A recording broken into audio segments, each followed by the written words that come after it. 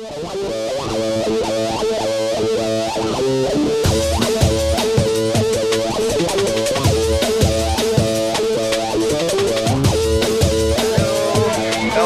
halo MNTDB. Saya lagi nonton DMD lu, ya kan? Saya orang Aceh. Saya berada di Aceh. Lu dengar DMD. Dan malamnya cerita ni paling unik.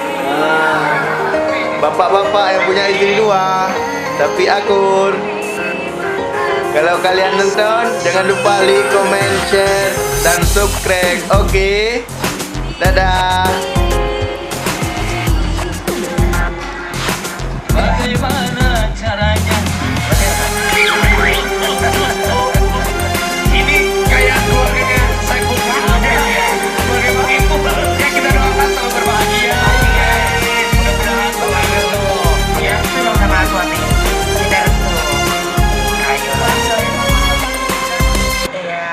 Kalau ada yang dilihat, jangan lupa share, komen, like, dan subscribe. Oke?